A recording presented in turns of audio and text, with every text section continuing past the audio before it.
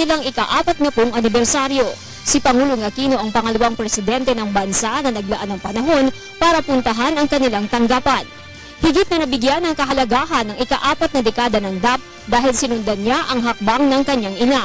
Si dating Pangulong Corazon Aquino ang kauna-unahan at tanging Pangulong nakapunta sa opisina nila sa Pasig City.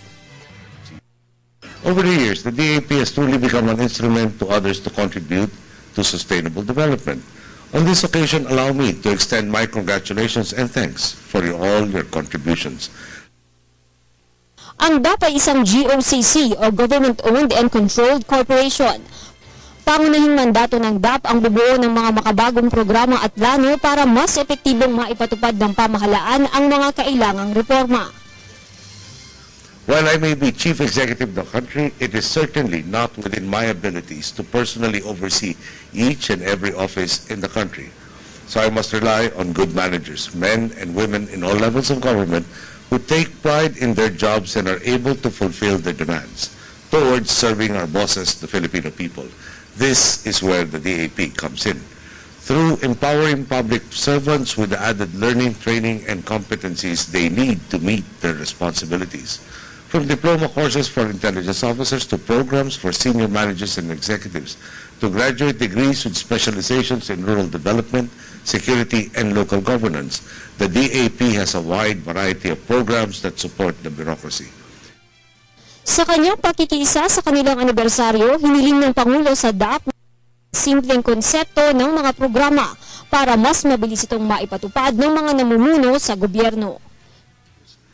You have the time and the capacity to study all of the problems besetting the country to the minutest detail.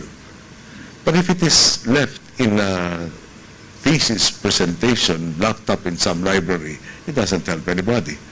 Perhaps we should focus that those who are responsible for running this country on a day-to-day basis need the quick guide at the soonest possible time, and in their free times can endeavor to more fully understand the concepts that were illustrated in the quick guide.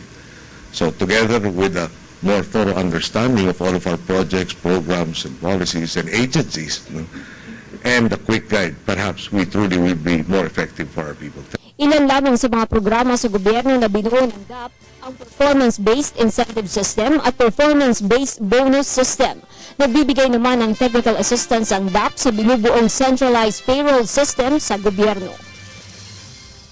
Matapos dumalo ni Pangulong Aquino sa DAP anniversary ay balik palasyo na siya. Kaninang 1 p.m. ay nagkaroon sila ng meeting ni Executive Secretary Paquito Ochoa Jr.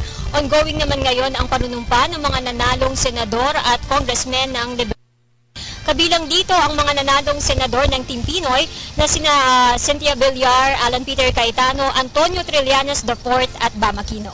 At yan ang ating balita mula dito sa Malacanang sa tulong ng RTVM. Ako si Elena Luna para sa Telebisyon ng Bayan.